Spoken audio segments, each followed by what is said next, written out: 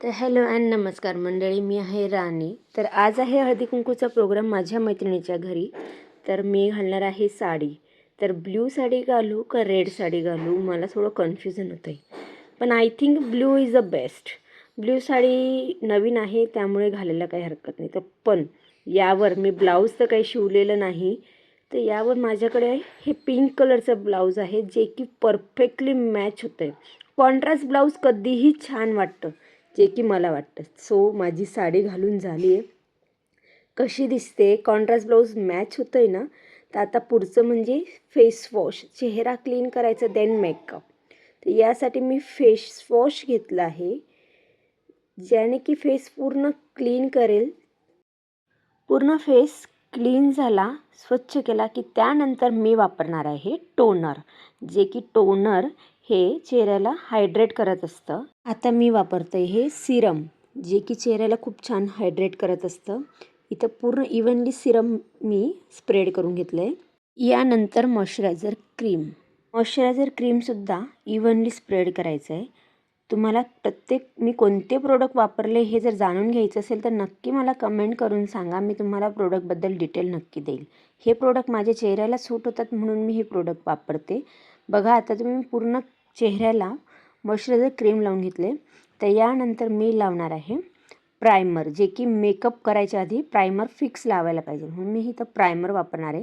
Primer वापरलं की जे स्पॉट पडतात ना फाउंडेशन लावताना, ते पडत नाही. आपलं फाउंडेशन इव्हनली स्प्रेड होतं, त्यामुळे प्रायमर नक्की लावायचं. आता मी इथं हे घेतलं आहे, कन्सिलर घेतलं आहे मी, जे की माझे डार्क स्पॉट असतील, रेड रॅशेस पण आहेत मला, नाकावर आहे, साईडला आहे, डोळ्यांच्या आजूबाजूला आहे, त्या सगळ्या ठिकाणी मी हे कन्सिलर अप्लाय करते. म्हणजे यानंतर जे मी फाउंडेशन वापरेल ना, त्याने इव्हन टोन दिसेल माझा. तर मी हे पुढचं फाउंडेशन घेतलं आहे अजून एक, जे की थोडं हाय कव्हरेज आहे, त्यामुळे मी हे पण अप्लाय करणार आहे. हे बी इव्हनली स्प्रेड करणार. जेवढं इव्हनली स्प्रेड करणार ना, तेवढा आपला चेहरा छान दिसतो. तर मी आता इथं बघा, आपला जो स्पंज आहे ना, त्याला मी पहिले पाण्याने ओला केला आहे थोडा, आणि मग देन मी स्प्रेड करते हे. आता नंतर फायनल टचअप हे आहे माझं फायनल फाउंडेशन, ज्याने की हे आता मी पूर्ण इक्वल करणार आहे. माझं फायनल लुक कसं दिसणार हे तुम्ही मला कमेंट करून नक्की सांगा. आता यानंतर मी हे इव्हनली स्प्रेड केल्यानंतर यावर मी पावडर लावणार आहे, जे की पावडर आहे लूज पावडर. लावून झाल्यावर मी इथं ॲब्रो माझे सेटअप करणार आहे.